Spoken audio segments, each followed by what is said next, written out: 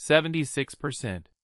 That's the share of employees who told Gallup in 2023 they had experienced burnout at work in the past year. Not stress. Not a bad week.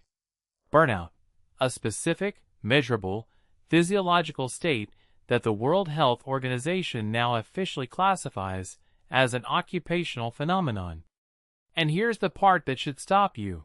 Most of the people living inside it don't know they're in it. They think they're just tired. They think they just need a weekend. But by the time you can name what's happening to you, your body has usually been screaming about it for months. So here's the question this is actually about. What is burnout, mechanically, inside a human body and brain, and why does it show up as the exact same handful of signs in a Tokyo office worker, a Toronto nurse, and a New York therapist who've never met and never will? Because it does. The pattern repeats with eerie precision across cultures, professions, and centuries, and once you see the mechanism behind each sign, you can't unsee it in your own life. This gets stranger then. I'm stressed. Stick with it. Right now, the default assumption most people carry is that burnout equals tiredness. That if you sleep in, take a vacation, maybe get a massage, you reset. That's the baseline belief, and it's almost entirely wrong. Ordinary fatigue responds to rest. Burnout, in its clinical sense, often doesn't, because it isn't a rest deficit. It's a chronic mismatch between the demands placed on a person and the resources, control, and recovery time they're given to meet those demands. That distinction is the whole game, and almost nobody is taught it. So let's go sign by sign, and watch how each one traces back to that same broken equation. Start with a sign everyone recognizes, but almost nobody understands. Exhaustion that sleep doesn't fix. The term, burnout, itself was coined in 1974 by a German-American psychologist named Herbert Freudenberger, who was working unpaid at a free clinic in New York's East Village, treating addicts alongside a team of equally overworked volunteers. He watched his colleagues, and eventually himself, slide into a state he described as looking like a building that had burned down, the structure still standing, but everything inside it gutted. Here's the mechanism nobody explains well. Chronic stress keeps your hypothalamic pituitary adrenal axis, your HPA axis, locked in the on position, continuously pumping cortisol. In short bursts, cortisol is useful. It's what lets you sprint from a threat. But under sustained activation, the system eventually can't regulate itself anymore, and researchers have found that long-term dysregulation actually blunts your cortisol response rather than spiking it. Your body stops mounting the alarm because the alarm never turned off. That's why burnout exhaustion feels different from being sleepy. You're not under-energized, you're misregulated. Sleep can't fix a broken thermostat. Next sign, cynicism. Not sadness. Cynicism, a cold detachment from the work and the people in it. In 1981, a psychologist named Christina Maslach, working at Berkeley, built the tool that's still the gold standard for measuring burnout today, the Maslach Burnout Inventory, and she identified this as one of its 3 core dimensions, alongside exhaustion and reduced sense of accomplishment. She'd been studying how emergency workers coped with constant emotional demand, and she noticed something counterintuitive. The people who cared the most at the start were often the ones who went coldest.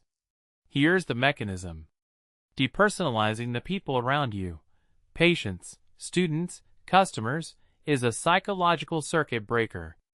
If you can't reduce the workload, your brain reduces its emotional investment in the workload instead, because full emotional engagement at that volume is unsustainable.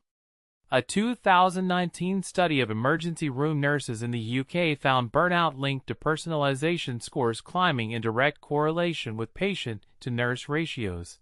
The more overwhelmed the system, the colder the individual became, not because they stopped caring as people, but because caring had become biologically expensive. Third sign, And this is where it gets genuinely strange: cognitive fog. People describe it as feeling like their brain is wading through wet cement, forgetting words mid-sentence, losing track of tasks they've done 1,000 times.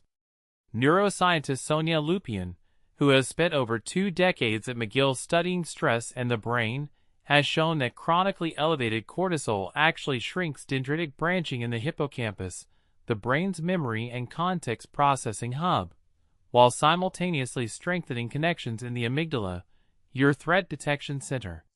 In plain terms, chronic burnout physically remodels your brain toward vigilance and away from memory and executive function. That's not a metaphor. Brain scans show it. You're not losing your mind. Your brain is reallocating resources exactly the way it would in a war zone, because as far as your nervous system is concerned, that's what an unrelenting inbox has become. For a sign, your body starts breaking down in ways that seem unrelated to work entirely: more colds, more gut issues, slower healing. Here's the pivot nobody expects: burnout doesn't just feel bad, it measurably ages you. Elissa Epel, a health psychologist at UC San Francisco, co-authored landmark research linking chronic stress to shortened telomeres, the protective caps on the ends of your chromosomes that shorten naturally with age. Her studies found that women under sustained high stress had telomeres shorter by the equivalent of roughly a decade of additional cellular aging compared to low-stress peers of the same chronological age. Chronic cortisol also suppresses the immune system's inflammatory signaling in ways that leave you more, not less, susceptible to illness over time, which is why burned-out people often get sick the moment they finally stop, on the first day of vacation, like the body was holding the line and collapses the second it's given permission. This sign, and this one has a name in only one country, which tells you something on its own: death from overwork. In Japan, it's called Karoshi, a term that entered public use in 1969 after the death of a 29-year-old shipping company employee, and it became a matter of national reckoning after a wave of high-profile cases through the 1980s and 1990s. Japan's Ministry of Health has, in various years, compensated over 100 families annually for deaths attributed to overwork-related stroke, heart failure, or suicide. The mechanism is brutally simple: sustained overtime, sometimes logged past 80 or even 100 hours a month beyond standard hours, keeps the cardiovascular system under chronic sympathetic activation, elevating blood pressure and heart rate for months or years without recovery, until the system fails catastrophically rather than gradually. Japan is the only country with a dedicated legal and medical category for this outcome. But make no mistake, the underlying physiology exists everywhere overtime does. Japan just had the honesty to name it. Sixth sign, and here's where the modern world adds its own twist: insomnia despite total exhaustion. You'd think a burned-out body would collapse into sleep.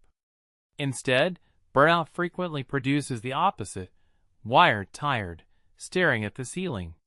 This is what researchers call hyperarousal, and it's the same mechanism as the cortisol dysregulation from before, just showing up at night.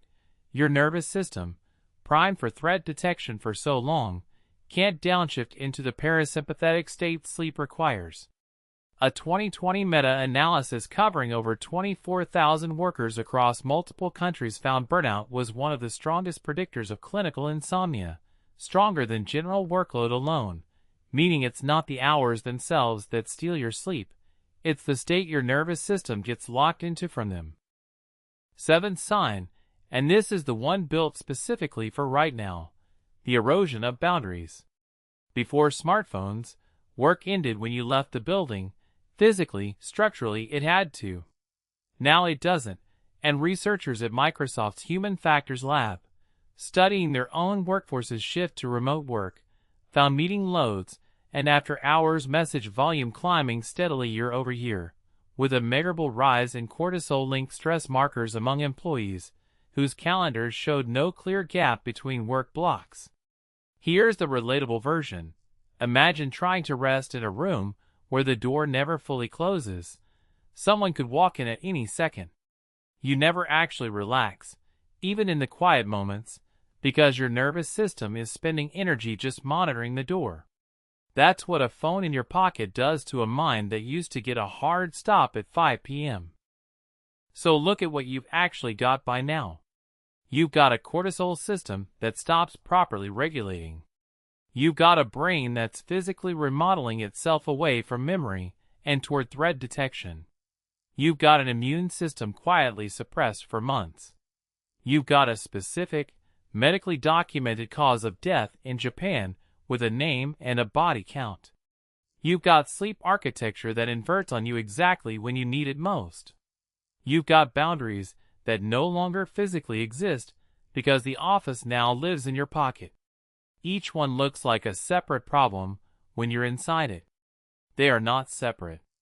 They are one system, breaking in 7 visible places.